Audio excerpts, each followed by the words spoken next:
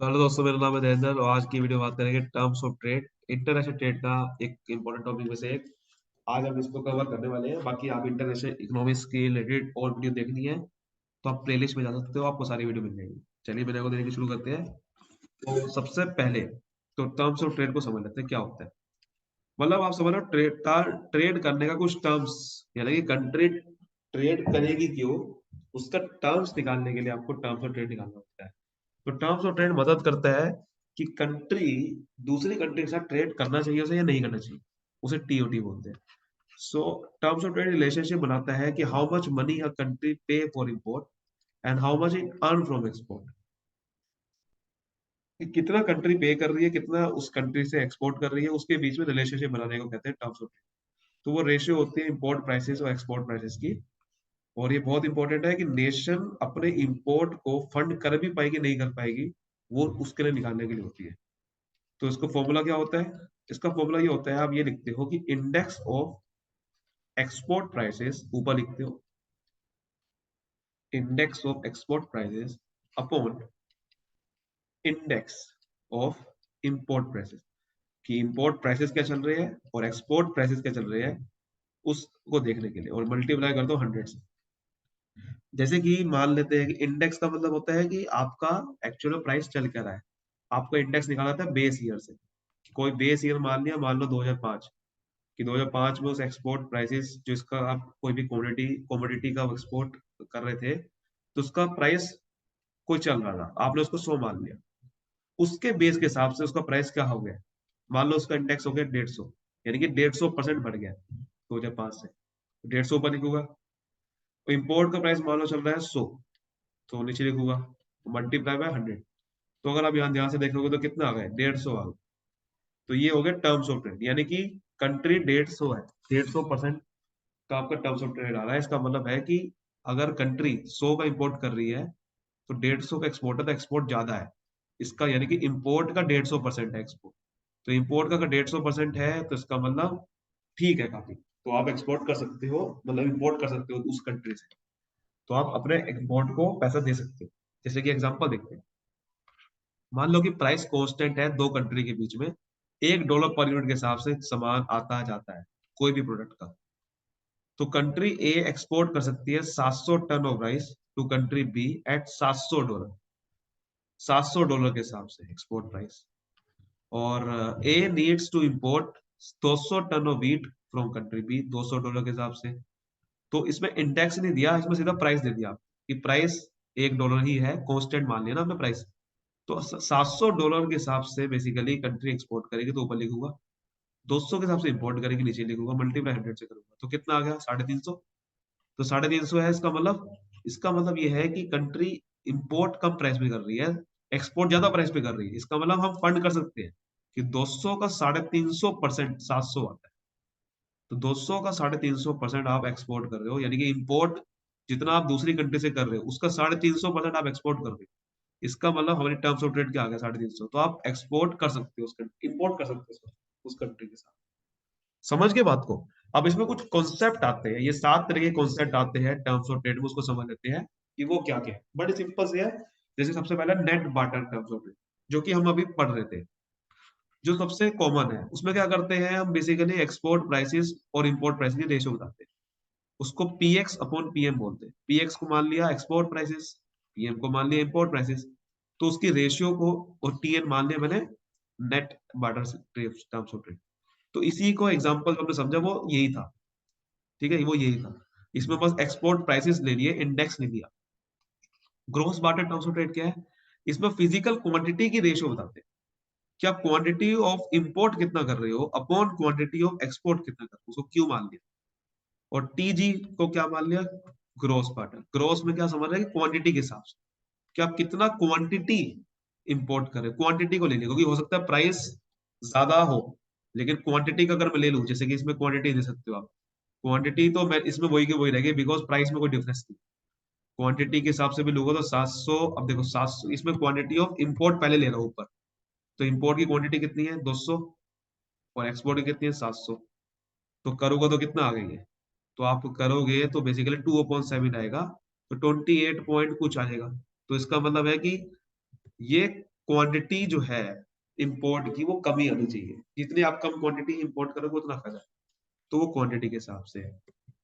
फिर income terms of trade क्या होता है, इसमें बस फर्क ये होता है कि आपने पीएक्स अपॉन पीएम लिखा था ना, टी वाई मान लिया बस मैंने इनकम टर्म्स ऑफ ट्रेड को, क्योंकि इनकम को वाई मानते हैं इकोनॉमिक्स में, तो पीएक्स अपॉन पीएम लिखते हैं, उस पीएक्स अपॉन पीएम को बस मल्टीप्लाई कर देना आपने क्यूएक्स से, एक्स का मतलब एक्सपोर्ट। जैसे कि पीछे वाले एग्जांपल में मैंने 700 रुपए का एक्सपोर्ट किया था, रुपए मैंने मान लिया डॉलर की जगह, और 200 रुपए का इंपोर्ट किया था।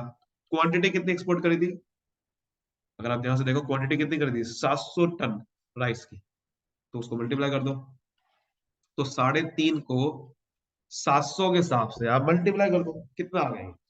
अगर आप ध्यान से देखोगे 3.5 को अगर आप 700 के हिसाब से मल्टीप्लाई कर दोगे तो कितना आ जाएगा, मल्टीप्लाई करके देख लो आप, तो ये आ जाएगा 2450।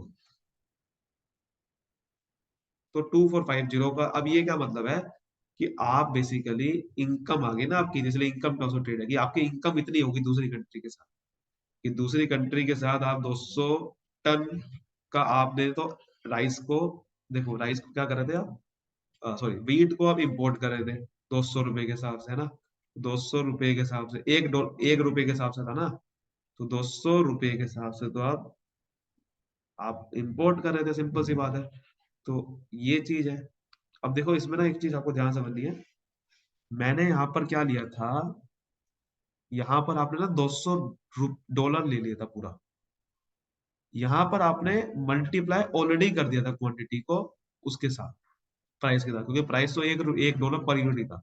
आपने बेसिकली कैसे लेना था, यहाँ पर फॉर्मूले में ऐसे लेना था आपने कि $1 या 1 रुपए मान लेता हूँ, यहाँ 1 रुपए, 1 रुपए का दोनों प्राइस लेना है और मल्टीप्लाई करना है आपने क्वांटिटी, क्वांटिटी कितनी थी, 700 टन राइस की एक्सपोर्ट करी थी, तो 700 आ गया कि 700 रुपए की आपकी इनकम हो जाएगी, सिंपल सी बात है। तो ये चीज थी, लेकिन मान लो प्राइस बदल दो, ये 4 रुपए का एक्सपोर्ट किया, 2 रुपए का आपका इंपोर्ट का प्राइस था और क्वांटिटी 700 की थी, अब आप बताओ क्या आएगा इनकम टर्म्स ऑफ ट्रेड, तो 1400 रुपए, तो 1400 रुपए का आपकी इनकम होगी कैसे, 1400 की नहीं होगी, क्योंकि 2 रुपए के हिसाब से तो आप क्या कर रहे हो, इंपोर्ट कर रहे हो, ठीक है, और आपने कितने टन इंपोर्ट करे थे, 200 टन, 200 टन इंपोर्ट करे थे मान लो, तो 400 रुपए के तो इंपोर्ट करे आप, और 4 रुपए के हिसाब से आपने एक्सपोर्ट करे 700 टन, 2800 रुपए हो गए कि नहीं हो गए, तो आप देखो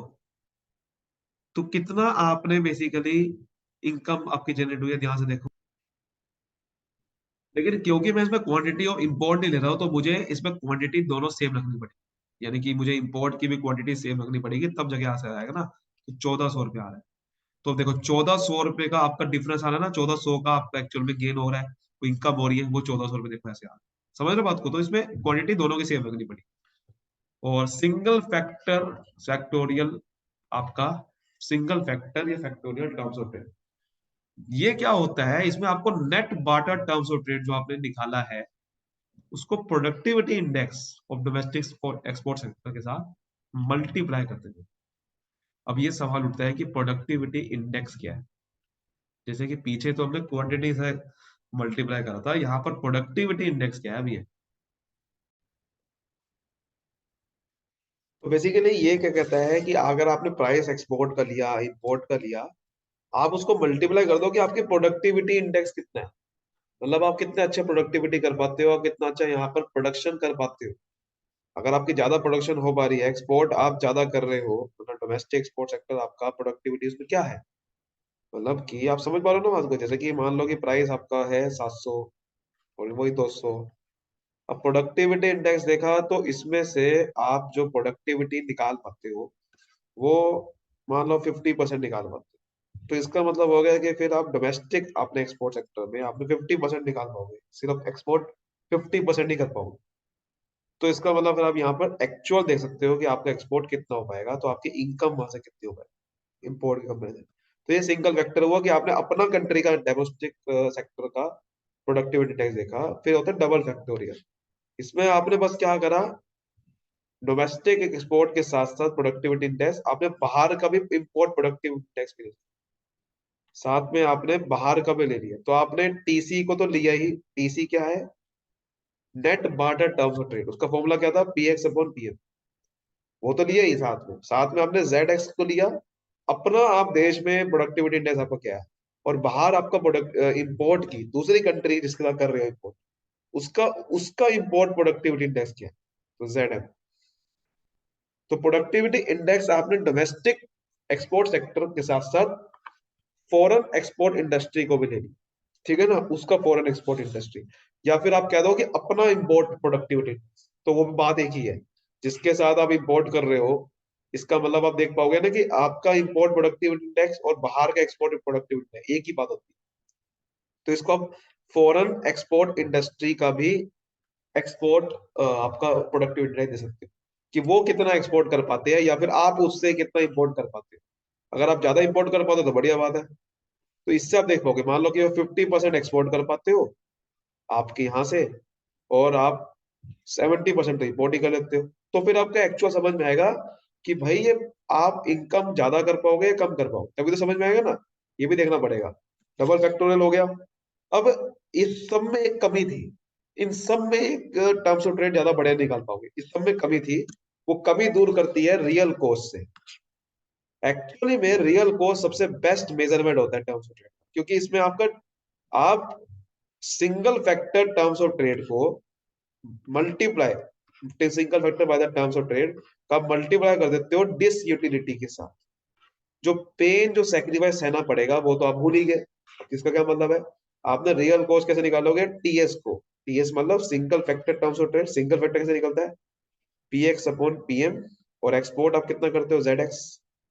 तो रियल उससे अगर आप मल्टीप्लाई कर दो, उसको अगर मल्टीप्लाई कर दो real cost in producing export goods, कि आपकी रियल कॉस्ट कितनी आती है, अगर आप वो मल्टीप्लाई कर दोगे, तब आपको समझ में आएगा कि एक्चुअल में आपका रियल कॉस्ट कितनी आएगी टर्म्स ऑफ ट्रेड।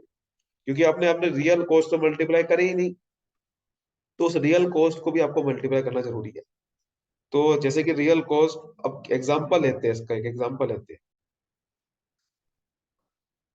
मान लो वो मान लो आपका एग्जांपल देखो वही है कि मान लेते हैं कि भाई $700 था और यहाँ $200 था।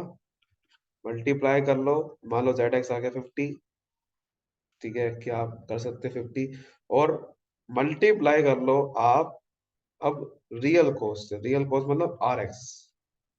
तो रियल कॉस्ट मान लो कि यानी कि कॉस्ट कितनी आ रही है आपको एक्सपोर्ट करते हुए, जो भी आप रिसोर्सेज लगाओगे।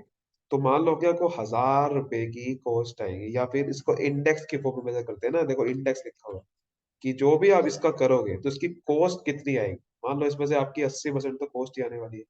तो फिर आपको एक्चुअली समझ में आएगा गेन कितना होगा। तभी तो समझ में आएगा गेन कितना हो सकता है। कॉस्ट आपको समझ में आएगी, रियल कॉस्ट कितनी लगने वाली है इंपोर्ट करते हुए। कि आपका 350 है, 350 में से 175 ही एक्चुअल में अब एक्सपोर्ट होगा, तो 175 ही आएगा इंडेक्स। लेकिन 175 में से 80% तो कॉस्ट ही लगेगी, तो आपको एक्चुअल रियल आपका इंडेक्स आ जाएगा। फिर एक वो लास्ट में होता है utility. Utility terms of trade मतलब कि जहां पर आप रियल कॉस्ट को लेते हो, लेकिन उसको मेजर करते हो किसके साथ? यूटिलिटी के साथ, यू के साथ। तो आपने टीआर को लिया, रियल कॉस्ट को ही लिया, पीछे वाले को लिया, लेकिन उसका थोड़ा इंप्रूव वर्जन है, यूटिलिटी को भी लिया। Index of relativity of relative utility of imports and domestically foregone foregone commodity. इसमें आपने साथ में अपॉर्चुनिटी कॉस्ट को भी ले ली, कि आप ऐसे उसको मल्टीप्लाई कर दो जो आप कमोडिटी प्रोड्यूस नहीं कर पाए। अपॉर्चुनिटी कॉस्ट कहते हैं ना इसे। अपॉर्चुनिटी कॉस्ट को भी लेना पड़ता है आपको। अपॉर्चुनिटी कॉस्ट मतलब कि आपने जो आप इंपोर्ट करने वाले हो, इंपोर्ट आपने कर लिया, बट आप जो डोमेस्टिकली जो आप कमोडिटी को प्रोड्यूस कर सकते थे,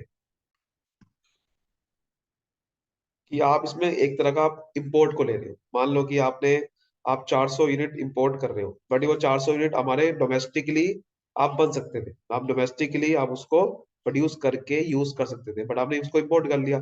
तो वो 400 यूनिट की कॉस्ट कितनी है? वो जो अपॉर्चुनिटी कॉस्ट है वो आप लो, ठीक है ना। तो उसका इंडेक्स कितना है, उसका इंडेक्स आपको लेना पड़ेगा। रियल कॉस्ट तो आपको समझ में आ गई, रियल कॉस्ट के हिसाब से आपको ट्रेड इंडेक्स आ गया। मान लो आपका आ रहा है 70%, बट 70% में आपने डोमेस्टिक कॉस्ट, जो आपकी डोमेस्टिकली आपने फोरगोन कर दी कमोडिटी, जो आप प्रोड्यूस कर सकते थे हमारी कंट्री के अंदर, वो आपने नहीं करा, आपने उसको इम्पोर्ट कर दिया। अब उसका परसेंटेज देखा आपने, उसका रेशियो निकाला, इंडेक्स निकाला, तो आपका आया मान लो 10%, कि 10% ऐसे थे, तब आपका रियल आएगा, रियल कॉस्ट आएगी तब आपके सामने, कि आपका इसका मतलब आपका 70 × 10 करोगे तो 700, ठीक है, उसके हिसाब से। या वैसे ये बहुत कम आएगा आपका, मान लो कि ये आएगा, मान लो कि आप उसमें 70 में से 10% के हिसाब से आएगा ना, इंडेक्स आएगा ये, तो मान लो 10% आएगा तो 7 फिर आएगा एक्चुअली, या फिर मान लो 20% आप कर सकते थे, तो फिर उसके हिसाब से रियल आपका आता है। तो इंडेक्स आपका कम से कम होता रहेगा, जितना मल्टीप्लाई करोगे उतना इंडेक्स आपका कम से कम होता रहेगा। लास्ट में यूटिलिटी टर्म्स ऑफ ट्रेड सबसे बेस्ट आपका इंडेक्स होता है। आई होप सब चीजें आपको अच्छे समझ में आई होगी। वीडियो को लाइक करिए, सब्सक्राइब करिए।